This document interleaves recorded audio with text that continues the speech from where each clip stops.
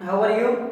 This is Vivek Misra, your economics teacher, and we are reading our 12th class economics. Our book is Indian Economic Development, and our chapter is chapter 4, Strategy of Industrial Growth. Okay, students. So in our previous video, we have seen about the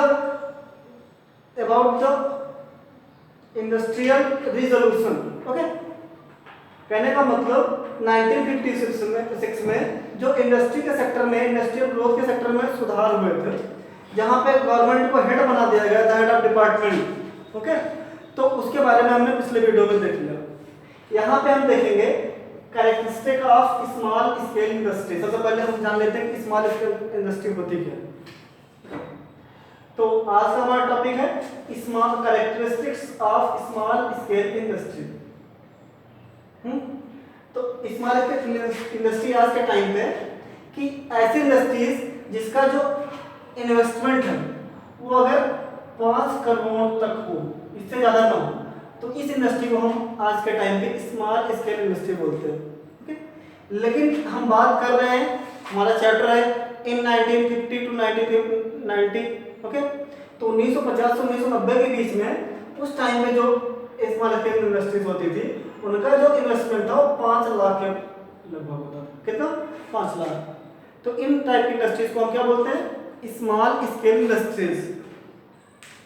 इनके main functions, जैसे small scale industries का main work होता है employment increase करना। Okay, और हमारी जो society है उसमें इक्वलिटी मेंटेन करके रखना।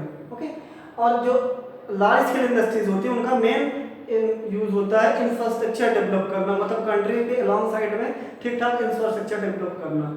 तो यहाँ पे हम स्मॉल स्केल इंडस्ट्री के कैरेक्टर्स पढ़ रहे हैं। हमारा पहला कैरेक्टर है कि स्मॉल स्केल इंडस्ट्री जो होती है वो लेबर इंटेंसिव टेक्निक पे वर्क करती है। मीन्स कि ज़्यादा से ज़्यादा वर्क किसका होता है? आदमियों का होता है, लेबर्स का होता है। जबकि लार्ज स्केल इंडस्ट्री में हमने देखा था कि ज़्यादा से ज़्यादा वर्क, या हमको पता है लार्ज स्केल इंडस्ट्री में हमको ज़्यादा से ज़्यादा प्रोडक्शन करना होता है, तो हमको कैपिटल इंटेंसिव टेक्निक की जरूरत पड़ती है, मतलब ज़्यादा से ज़्यादा प्रोडक्शन की जरूरत पड़ती है, तो कैपिटल इंटेंसिव टेक्निक यूज करते हैं। ठीक है, लेकिन स्मॉल स्केल इंडस्ट्री में हम ज़्यादा से ज़्यादा लेबर वर्क करते हैं। ठीक है, तो लेबर इंटेंसिव टेक्निक का यूज करते हैं, जिससे कि ज़्यादा से ज़्यादा लोगों को काम मिलता है और जो सोसाइटी होती है वो फुली एम्प्लॉयड होती है। तो एम्प्लॉयमेंट फ्रेंडली है एक तरीके से स्मॉल स्केल इंडस्ट्री। एक तरीके से क्या है? Employment friendly. ओके, पहला कैरेक्टर हो गया। दूसरा कैरेक्टर है जो स्मॉल स्केल इंडस्ट्री है, ये शो करती है लोकेशनल फ्लेक्सिबिलिटी। मींस ये इसके लिए इतना ज़्यादा रिसोर्सेस है। लार्ज स्केल इंडस्ट्रीज के लिए हमको बहुत सारे रिसोर्सेस चाहिए, जो रॉ मटेरियल्स हैं उनके लिए हमको ठीक ठाक जगह पे एस्टेब्लिश करनी पड़ेगी। ठीक है, जिससे कि हम आसानी से रॉ मटेरियल्स को उस इंडस्ट्री, लार्ज स्केल इंडस्ट्री तक पहुंचा सकें। लेकिन स्मॉल स्केल इंडस्ट्री के लिए क्या? रॉ मटेरियल भी कम चाहिए, रिसोर्सेज भी कम चाहिए। ठीक है, और आसानी से लेबर्स वगैरह तो आ जा ही सकते हैं, तो इसके लिए मेन एरिया डेटा वो नहीं करता कि किस जगह पे। ठीक है, ये सोसाइटी के लिए वो नहीं होता। ये ज़्यादातर कोशिश की जाती है कि इस रूरल एरियाज में भी ओपन किया जाए, ताकि जो गवर्नमेंट की ड्यूटीज़ हैं, टैक्सेस हैं, वो इन पे कम लगे, इन पे ज़्यादा से ज़्यादा सब्सिडी इनको प्रोवाइड की जाए। तो इस तरीके से स्मॉल स्केल इंडस्ट्री क्या शो करती है? Locational flexibility. ठीक है, और जिसके थ्रू हम देख सकते हैं कि रूरल एरियाज और अर्बन एरियाज इनके बीच में जो इक्वलिटी है वो लगभग मेंटेन रहती है। ओके, क्योंकि अगर हमको इंडस्ट्रीज में वर्क करना, भले ही स्मॉल स्केल इंडस्ट्री है, लेकिन वर्क करना है तो हमको एजुकेशन और स्किल्स की जरूरत पड़ेगी, तो उसके लिए हमको सीखना पड़ता है। अगर आप रूरल एरियाज में वर्क कर रहे हैं इंडस्ट्रीज में, तब रूरल एरियाज के लोगों को भी स्किल्स डेवलप करनी पड़ेगी। तो एक तरीके से जो शहर के और गांव के लोगों की इक्वलिटी वो होती है, तुलना होती है, कंपैरिजन होता है, उसमें इक्वलिटी ज़्यादा से ज़्यादा आ जाती है, मतलब वो बैलेंस रहता है। ठीक है, और तीसरे हमारा कैरेक्टर है small scale industry needs small investment and is therefore equity. Means कि लार्ज स्केल इंडस्ट्री के लिए कितना सारा अमाउंट चाहिए इन्वेस्ट करने के लिए, मतलब अगर हमको एक बड़ी इंडस्ट्री खोलनी है तो उसके लिए बहुत सारा पैसा चाहिए। लेकिन चाहे 1950 की बात करें, 1951 की बात करें, चाहे आपकी बात करें, अगर हमको एक नॉर्मली स्मॉल स्केल इंडस्ट्री लगानी है, ठीक है, ओपन करनी है, तो हमको कितना पैसा चाहिए?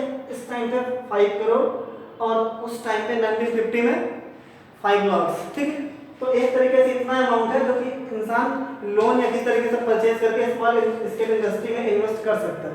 ओके, और ये क्या है, एक तरीके से इक्विटेबल है, मतलब इसको इससे ये नहीं होता कि जो अगर नॉर्मल इंसान ना खोल पाए, ना ओपन कर पाए, ना इन्वेस्ट कर पाए तो बहुत ज़्यादा नीचे से बच जाएगा। कहने का मतलब यहाँ पे नॉर्मल इंसान भी चीज़ों को बैलेंस करके इन्वेस्ट कर सकता है। ठीक है, नॉर्मल इंसान का मतलब ऐसा नहीं कि बिल्कुल वो, लेकिन फिर भी अगर वो लोन लेने के लिए वो कर सकता है, लोन ले सकता है, उससे इन्वेस्ट कर सकता है, या अदर चीज़ों से, अदर सेक्टर उसके पास रिसोर्सेज हैं तो इन्वेस्ट करके ओपन करवा सकता है वो स्मॉल स्केल इंडस्ट्री। तो कहने का मतलब ये तरीके से क्या है, इक्विटेबल। ठीक है, मतलब इसको, इससे समाज में इक्विटी मेंटेन रहती है। ओके स्टूडेंट्स, तो ये मेन कैरेक्टर है, इसका मेन वर्क क्या है, ये पूरी तरीके से लेबर इंटर्नशिप पे वर्क करता है, इससे एम्प्लॉयमेंट मेंटेन रहती है। दूसरा ये लोकेशनल फ्लेक्सिबिलिटी शो करता है, मतलब इसको ज़्यादा से ज़्यादा हम रूरल एरियाज में ओपन करते हैं ताकि रूरल और अर्बन एरियाज के बीच में जो डिफरेंसेस हैं वो क्या है, फुलफिल हो सके, बैलेंस बना रहे। और third one is small scale industry needs small investment and is therefore equity, मतलब इसके लिए हमको इतना ज़्यादा लार्ज अमाउंट की जरूरत नहीं है, हम लोन लेके भी इन्वेस्टमेंट कर सकते हैं और एक लेवल पे आ सकते हैं। कहने का मतलब अगर हमको कोई वो करना, बिजनेस शुरू करना है तो हम इस तरीके से ओपन कर सकते हैं। ओके सर, तो मेन एनालिसिस कैरेक्टर समझ में आ गया आपको, इसको आप नोट डाउन करिए।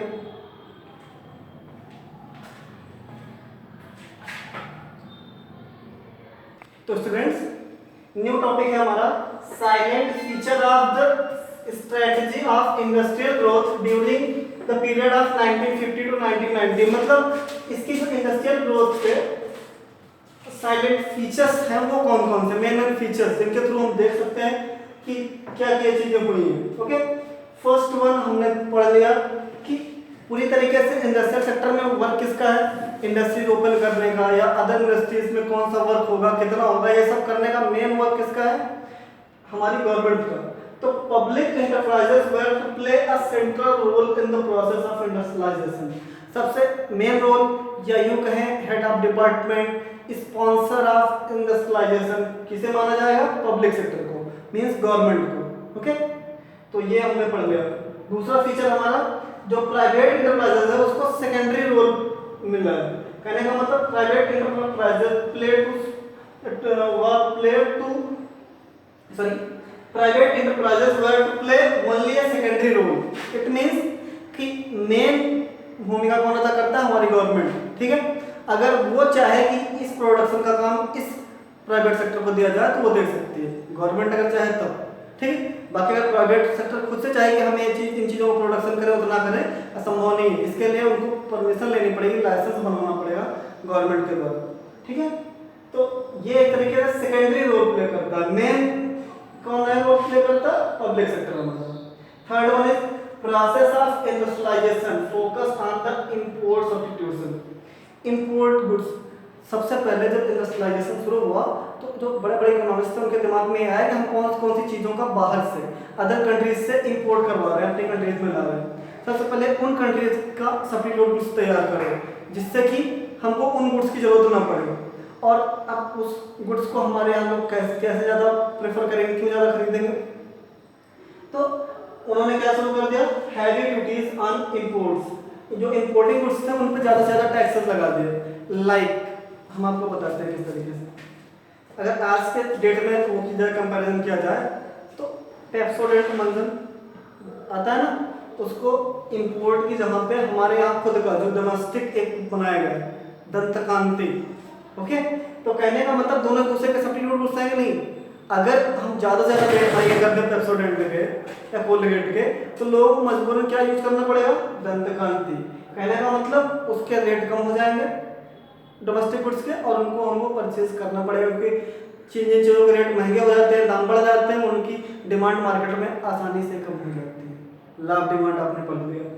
ओके, तो private process of industrialisation focus on import substitution, मतलब जो बाहर से सामान हम इंपोर्ट करवा रहे थे सबसे पहले फोकस किया गया उनके सब्स्टिट्यूट गुड्स ढूंढो और मार्केट में लाओ, और फिर जो फॉरेन गुड्स हैं उनके प्राइस को क्या कर दो, बढ़ा दो। इट मीन्स कि उन पर ड्यूटीज बढ़ा दो, उन पर टैक्सेस बढ़ जाएंगे तो अपने आप उनकी प्राइस मार्केट में बढ़ जाएगी।